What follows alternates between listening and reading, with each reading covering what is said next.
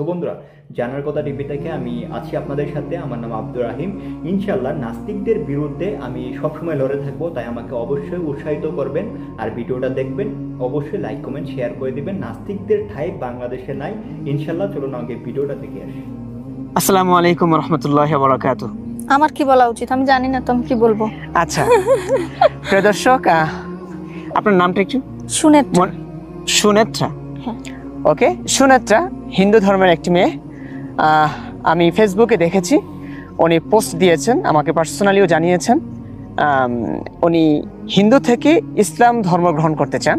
তো আমি অনেক দূর থেকে ওনার সঙ্গে দেখা করতেই আসলাম, একটু কথাবার্তা বলবো যে উনি নিজ ধর্ম কেন ছাড়ছেন এবং ইসলাম ধর্ম কেন গ্রহণ করছেন, সেই গল্পই হবে।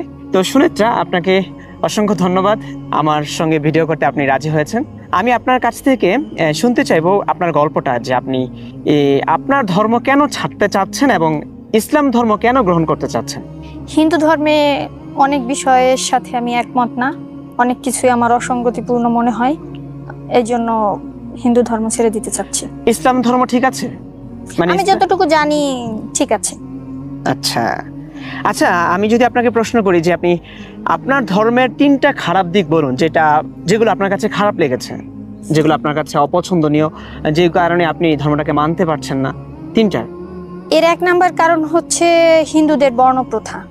বর্ণপ্রথায় মানুষের জন্ম অনুযায়ী তাদের চারটা ভাগে বিভক্ত করা হয়েছে। সেখানে চার রকমের বিচার হবে। যদি অন্যায় করা হয় 4 রকমের বিচার হবে। তাদের সমাজে অবস্থানও এই বর্ণের ভিত্তিতে নির্ধারণ করা হয়। কার কি যোগ্যতা সেটা না, আমি কোন ফ্যামিলিতে বিলং করি, কোন ফ্যামিলিতে আমার জন্ম, সেই অনুযায়ী আমাকে সম্মান দেওয়া হবে, সমাজে আমার অবস্থান নির্দিষ্ট করা হয়।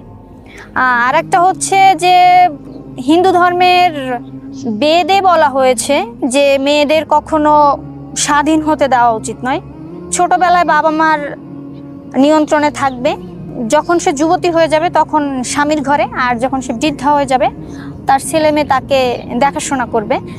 মানে সারা জীবনই হচ্ছে সে কারো না কারো কন্ট্রোলের মধ্যে থাকবে, যেটা আমার কাছে মনে হয় যে মেয়েদের খুব অবিচার করা হয়েছে, মেয়েদের প্রতি খুব অবিচার করা দেওয়া হয়নি। আর এটা মানবাধিকার বিরোধী। তৃতীয় নাম্বার হচ্ছে সম্পত্তিতে মেয়েদের ওইভাবে কোনো অধিকার নাই, কোথাও কোনো সম্পত্তিতে অধিকার নেই হিন্দু ধর্ম মতে। না, নেই। আচ্ছা আপু, আপনাকে যদি আমি প্রশ্ন করি যে ইসলাম ধর্মের কোন জিনিসগুলো আপনার কাছে ভালো লেগেছে, যে কারণে আপনি ইসলাম ধর্মে দীক্ষিত হতে চাচ্ছেন, সেই ক্ষেত্রে আপনি কি বলবেন? আচ্ছা, তিনটা কারণে বলুন যে ইসলাম ধর্মের এই ব্যাপারগুলো আপনার কাছে খুবই ভালো লাগে এবং আপনাকে টানে, আকর্ষণ করে। এক নাম্বার হচ্ছে ইসলামে মেয়েদের অনেক সম্মান করা হয়, সম্পত্তিতে তাদের অধিকার আছে। নবী হযরত মুহাম্মদ তার স্ত্রীদের খুব ভালোবাসতেন। আমি হুজুরদের অনেক কথা শুনেছি, তারা অনেক রোমান্টিক হয়। হুজুররা রোমান্টিক হয়? হ্যাঁ। ওকে, তারপর হচ্ছে হযরত মুহাম্মদ অনেক উদার দয়াশীল মানুষ ছিলেন। আমি ছোটবেলায় বইতে একটা গল্প পড়েছি, ওখানে উনি একটা রাস্তা দিয়ে প্রতিদিন হেঁটে যাইতেন, সেখানে একটা বুড়ি কাঁটা বিছায় রাখতো। হঠাৎ একদিন উনি দেখলেন যে ওই কাঁটাগুলা নাই, তো উনি ভাবলেন যে কি হলো, যে কেন নাই। তারপরে উনি ওই বুড়ির বাড়িতে খোঁজ নিতে গেলেন, দেখলেন যে বুড়ি অসুস্থ। দেন তারে অনেক টেক কেয়ার করলেন, সুস্থ করে তুললেন। তো এক্ষেত্রে তো বোঝা যায় যে সে কত, এগুলোর কারণে আপনি ইসলামের প্রতি আকৃষ্ট হয়েছেন। হ্যাঁ। আপনার নিজ ধর্ম ছেড়ে ইসলাম ধর্মে দীক্ষিত হতে চাচ্ছেন। হ্যাঁ। আচ্ছা আপু, দেখুন, আপনার অধিকার আছে, আপনি আপনার নিজ ধর্মেও থাকতে পারেন এবং আপনি যে কোনো ধর্ম চাইলে গ্রহণ করতে পারেন। আমার এখানে বলবার হস্তক্ষেপ করবার কিছু নেই। তবে আমি ইসলামের একজন ছাত্র, আমি দীর্ঘকাল ইসলাম নিয়ে পড়াশোনা করেছি, আমার পুরো ছাত্র জীবন কেটেছে ইসলাম নিয়ে। আপনি বুঝবেন না হয়তো, আমি হাফেজ মাওলানা মুফতি, মসজিদ ইমামতি করছি এখন। আমি ইসলাম সম্পর্কে জানি, বুঝি। দীর্ঘ গবেষণার পর ইসলাম নিয়ে আমার অনেক খটকা লাগছে। তো খটকাগুলো কেমন? আচ্ছা, এই যেমন ধরুন, আপনি এক নাম্বার বললেন ইসলাম নারীদের সম্মান দিয়েছে। হ্যাঁ। আপনি কি বলবেন যে সম্মানটা কেমন? সম্মানটা কেমন?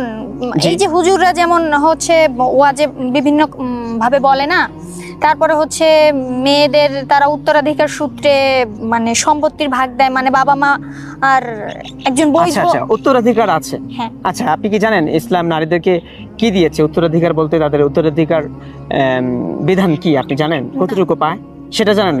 মানে উত্তরাধিকার দিয়েছে সেটা জানেন? আপনাদের ধর্ম কি নাই সেটা? একদমই নাই। না। আচ্ছা, আপনি নারীদেরকে কতটুকু দিলে, মানে বাবা মারা গেলে, হ্যাঁ, তার সম্পত্তির কতটুকু দিলে আপনি মনে করবেন যে এটা ন্যায় বিচার হয়েছে, আপনি বলুন তো। 50-50। 50-50? মনে করেন আপনার ভাই আছেন? না। আচ্ছা, আপনার যদি ভাই থাকতো তাহলে আপনার ভাইকেও 50, আপনাকেও 50, এরকম? হ্যাঁ।